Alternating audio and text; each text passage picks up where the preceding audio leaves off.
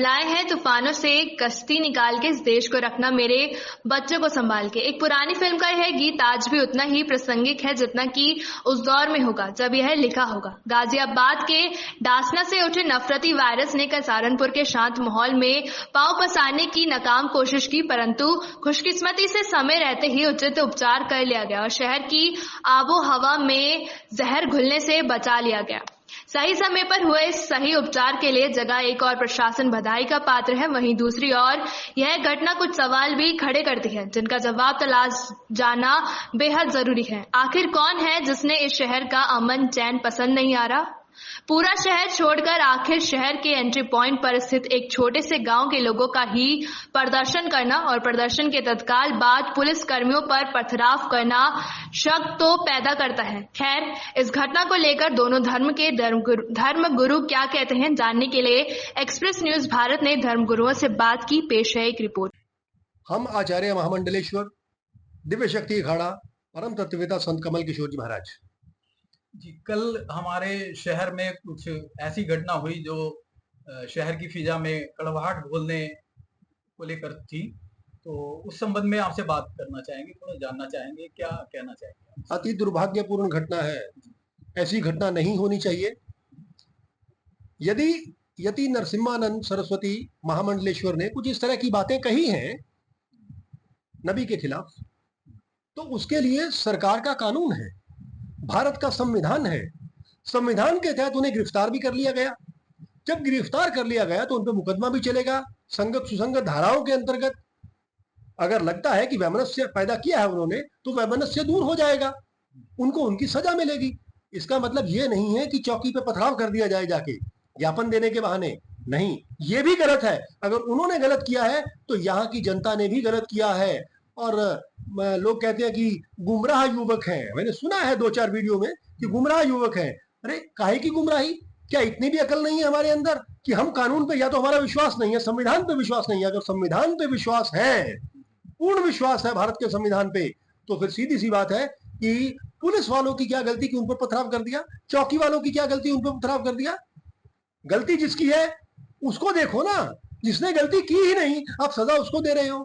आप इस शहर को सजा दे रहे हो, इस शहर के लोगों को सजा दे रहे हो। ट्रैफिक आपने रोक दिया वहां पे, उस पुल से कोई आ जा नहीं सकता। ये कौन सा तरीका है विरोध प्रकट करने का? ऐसा विरोध करने का तरीका बिल्कुल गलत है।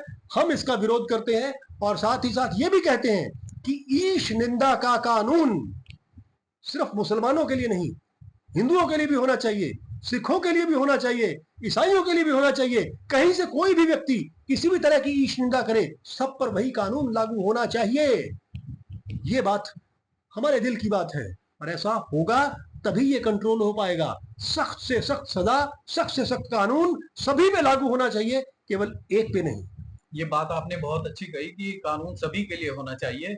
कानून तो है सभी के लिए, लेकिन उसमें इम्प्लीमेंट होना चाहिए उसका। और आपको कुछ ऐसा नहीं लगता कि देखो, पूरा शहर छोड़ करके एक शहर के कोने में छोटे से गांव में ये घटना का होना और इतने लोगों की भीड़ का जुटना, तो ये किसी दूसरी तरफ गहरी साजिश की तरफ इंगित करता है। इसकी पूरी जांच होनी चाहिए। हमारे यहाँ के एसएसपी साहब बहुत अच्छे व्यक्तित्व हैं, डीएम साहब बहुत अच्छे व्यक्तित्व हैं, वो इसकी डीपली गहराई से जांच करवाएंगे और जांच करवाने के बाद जो व्यक्ति हैं जिन्होंने ये उकसाया है लोगों को, क्योंकि बिना उकसाए तो कुछ होता नहीं, उकसाया है, पत्थरबाजी की है, पत्थर इकट्ठे किए हैं, उकसाने वाले लोगों को ही पकड़ना चाहिए, क्योंकि जड़ पर पढ़ा करना जरूरी है। और साथ ही साथ सभी लोगों को ये शिक्षा देना भी जरूरी है कि देखो, मानवता से जियो, इंसानियत से जियो और एक दूसरे का सहयोग लेकर जियो। ऐसे नहीं कि उठा के पत्थरबाजी कर दी, जब मस्जिद पत्थरबाजी कर दी। पत्थरबाजी गलत है, इसके साथ हम सहमत नहीं है और इसकी हम निंदा भी करते हैं कि पत्थरबाजी नहीं होनी चाहिए। तो ऐसे में हिंदू भाइयों के लिए आप क्या कहना चाहेंगे? जब कानून अपना कार्य कर रहा है तो सभी को संयम बरतना चाहिए, सरकार पे विश्वास रखना चाहिए। चुनी हुई सरकार है, कोई ये तो नहीं थोपी हुई सरकार है। चुनी हुई सरकार जो कार्य कर रही है ठीक कर रही है और उसे अपना कार्य करने देना चाहिए, उसके कार्य में हमें दखलंदाजी नहीं करनी चाहिए। एक्सप्रेस न्यूज से बात करने के लिए धन्यवाद। कारी साहब, आपसे ये जानना चाहेंगे, जैसे कल हमारे शहर में माहौल में कड़वाहट घोलने की कोशिश की गई, तो इस बारे में आप क्या कहना चाहेंगे?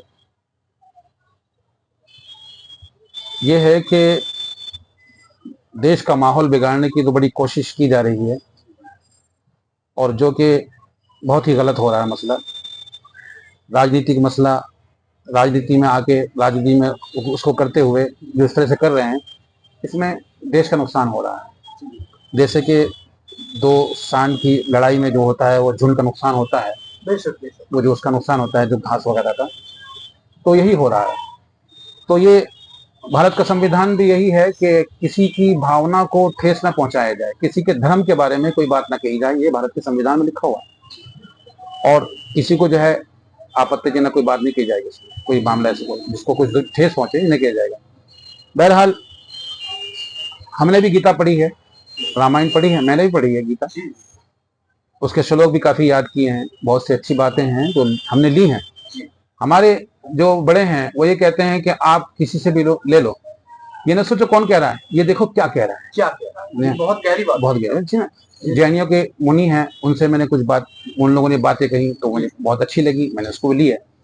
लेकिन हमारे कोई मजहब किसी का नहीं सिखाता ये सब बातें, और उसके अंदर बहुत सी बातों को छोड़कर कोई जरा सी बाल की खाल निकालने की कोशिश करना, उल्टी सीधी बातें बोलना, ये कहीं से कहीं तो कोई मामला नहीं है। इससे जो है माहौल खराब होता है, किसी के धर्म के बारे में ऐसी बात करना। अच्छा, कल का जो मसला हुआ है उसमें जैसे कि मैं तो वहां मौजूद नहीं था, लेकिन मैंने जैसे सुना है कि वहां भीड़ के अंदर कुछ दंगई लोग घुसे, जिन लोगों ने ये काम करना शुरू किया, वो पता नहीं किधर के थे, कौन थे वो लोग, कहते हैं नहीं जानते क्या मामला है।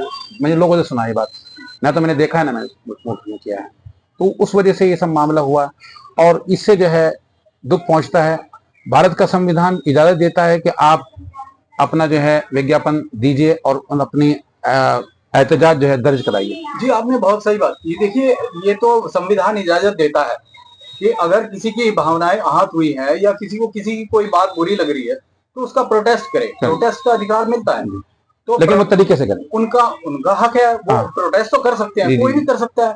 लेकिन समस्या कहाँ आती है? समस्या तब आती है कि जब पथराव होता है। वो पथराव जो है वो गलत किया गया है, उसकी जो है वो ये तरीका नहीं है, ना ही हमारा मजहब इजाजत देता है कि आप इस तरीके से किसी को जो है, कोई तुम्हें नहीं कह रहा है कुछ, तुम उसे कुछ मत कहो। वो विज्ञापन उन्हें आराम से देना चाहिए था, लेकिन कुछ लोग कहते हैं कि उसके अंदर कुछ लोग घुसे, उन लोगों ने कुछ ऐसा गड़बड़ सड़बड़ किया, क्या हुआ है वो तो अल्लाह जाने, वो लोग जाने क्या मामला हुआ है। कारी साहब, एक बात और आपसे पूछना चाहूंगा, ये देखिए आप धर्मगुरु हैं, तो आप एक बहुत बड़ा तबका है जो आपके पीछे है। तो मेरा ये पूछना है आपसे कि देखिए एक इतना बड़ा शहर हमारा, और वो पूरा शहर छोड़ के एक छोटा सा गांव जो शहर के किनारे पे बसा हुआ है, जहाँ की मैंने आबादी के बारे में भी थोड़ा मालूमात की है, तो मतलब ज्यादातर वहाँ मजदूर तबके के लोग हैं, जो मजदूर हैं, मिस्त्री हैं, इस टाइप के लोग हैं। तो उनका मैं नहीं समझता कि उनके अंदर इतनी वो बात थी कि वो कोई ज्ञापन देने की कोशिश करते या कुछ। तो अच्छा, और ज्ञापन भी यदि देते तो वो आके डीएम को ज्ञापन देते। दूसरी बात ये कि अगर ऐसा कोई मसला उनके जहन में था तो उन्हें आपसे बात करनी चाहिए थी, और आपके बैनर तले वो चलते, आपकी अगुवाई में चलते, या आपसे पूछ के चलते। ये विज्ञापन जो है, ये विज्ञापन जो है दिया गया है, इसमें जो है माजिद अली की वीडियो आई थी मेरे पास, उसमें शायद इमरान मसूद वगैरह भी थे, जो लोग नेता थे, वो लोग वहां पर गए हैं, उन लोगों ने जो है डीएम को विज्ञापन दिया है। जी। अच्छा, लेकिन ये जो मामला हुआ, ये कैसे हुआ, इसके समझ से हाँ जी, पुलिस चौकी पे ये भी जो है, और किसी बैनर के तले नहीं, वैसे मैं तो नहीं समझता कि वो लोग इकट्ठे हो सकते हैं। हाँ, तो मुझे ऐसा लगता है, मेरा अपना सोचना है। जी।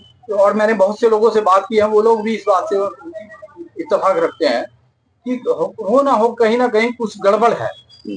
हाँ, हो सकता है कुछ में क्या मामला हुआ है, ये तो इसमें जानकारी इतनी नहीं है। जी। लेकिन मजहब इस्लाम इस चीज की इजाजत नहीं देता है कि आप जो है अमन अमान खराब करो। जी बिल्कुल, हमारा मजहब इस चीज, हमारा मजहब ये कहता है कि आप जो है शांति रखें और शांति के साथ ही जिंदगी गुजारें। यहाँ तक कि हमारा जो है किसी के मजहब को भी बुरा कहने को मना किया गया हमारे यहाँ। जी बिल्कुल, सब कुछ मामला है जानते हुए भी, लेकिन यह है कि हमारे यहाँ ये हम जिनके श्री राम वगैरह हैं, सब की हम पूजा तो नहीं करते हैं, पूजा जो लोग करते हैं, लेकिन हमारा मजहब ये इजाजत देता है उनके बारे में कोई बुरा शब्द न निकाले। ये मैं नहीं, हदीस नहीं, जिसका बहुत बड़ा फैसला है जो अल्लाह की तरफ से है कि आप ऐसा नहीं कहेंगे उसको। आप बहुत अच्छी बात कर रहे हैं और बहुत ही अच्छा आप कह रहे हैं। मैं भी इस बात से इत्तेफाक रखता हूँ।